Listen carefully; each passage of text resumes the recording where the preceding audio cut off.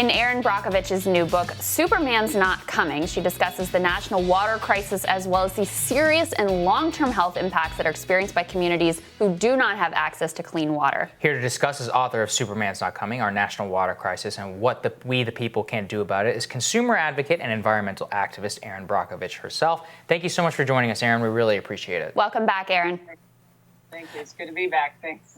Erin, tell us a little about why you decided to write this book. What are some of the prescriptions that we can all work towards having better and more clean water here in the United States? Well, the book is, 20 plus years in the making and working with communities. And oftentimes their disappointment that they experience and not understanding why they're in a water issue. Where was the municipality? Where was any local government? What's happening? Where's the EPA? And it just kind of became Superman's Not Coming.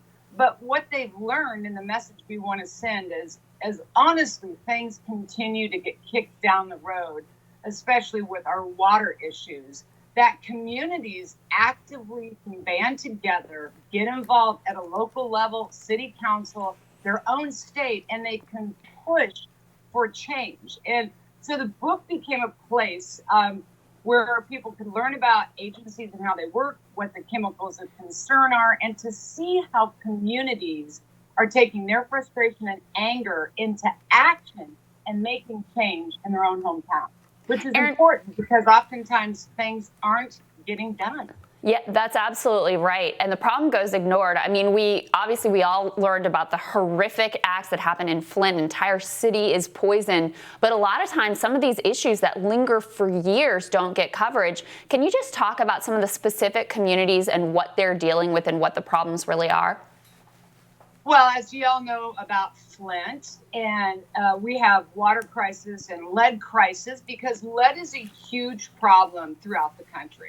We have an infrastructure that is in dire need of upgrades and to be looked at. And we have millions and millions and millions of lines of lead pipes that when the water isn't treated properly, we have corrosion and all the lead is precipitated out. We see that in Newark, New Jersey. We all saw that. We're starting to look at a community in upstate New York that's having the same problem. In the book, we share with you the women of Hannibal, Missouri, and they had lead levels throughout their distribution in some places as high as Flint. And that was because they were adding ammonia to the system. So they came to us and we went in and we gave them, knowledge is power, the tools that they needed to know what was going on, how to change it. They informed their community. One of them ran for city council and won. Did a referendum out on the ballot, ammonia, yes or no? Town said no. Now it's a law. Now they don't have lead in their water. They didn't wait for some oversight to come do this for them. We watched the women of Tonganoxie, Kansas, who were extraordinarily concerned about Tyson bringing a manufacturing plant in and what it would do to their water. They organized, they worked with their city council, and they ran them out of town. There's a situation in Poughkeepsie, New York, where the water keeper, just through the power of observation, every time he turned on his ammonia feed, the consumer complained, my eyes are burning, my skin is burning, I'm covered in a rash. So he turned it off. He turned it back on. Same complaints happened. So they finally turned the ammonia feed off to only learn their distribution system was already further damaged. And now they're not using ammonia anymore. They aren't having these issues. So it is people through just organizing themselves, observing what's going on, having the persistence, and they're not waiting for some agency to come in and start fixing these problems for them. And I assure you, I could have volumes 2, 3, and 4 of that book about communities in every single state in the United States of America that is having to rise up and fight their own serious water issue. Well, and let me ask you, Erin, because I used to live in Kentucky. One of the major issues that I'm familiar with is, and I'm sure you probably are as well, in Martin County, Kentucky. And this is a county where the tax revenue has dropped dramatically because it's, in coal country in eastern Kentucky.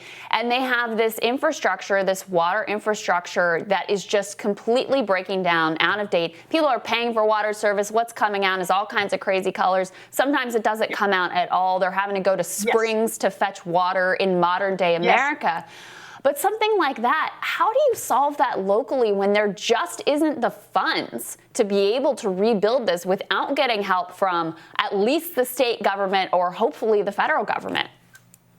Well, we've worked in Martin County, Kentucky, and we talk about it in the book. And you're right. The idea that it's 2020 and we have these type of infrastructure issues and communities where sometimes the tap doesn't come on is inexcusable. But here's the thing, we get caught in these fights and then just blame game and nothing gets done.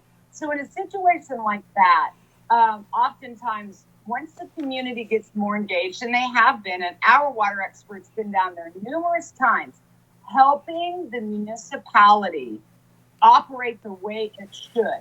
That's another conversation. In our municipalities, we should be having level 5 water operators because you're dealing with chlorination and organic matter that creates trihalomethane issues, boil water notices, they're adding ammonia, and they're creating a worse system. And oftentimes these water operators aren't the appropriate skilled personnel to be at that job. So we'll go in there, Robert Bocock, our water expert, worked with them in helping to get more safe water delivered as the council works on where they will find funds to repair their system. And infrastructure is a big, big problem. And I'm really perplexed why at every level, both sides of the aisle, we don't start addressing this issue in this country because we'll have continual water failures on top of already massive pollution.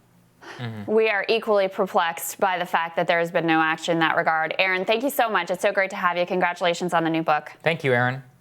Thank you so much. It was good to be here. We'll have more Rising for you after this.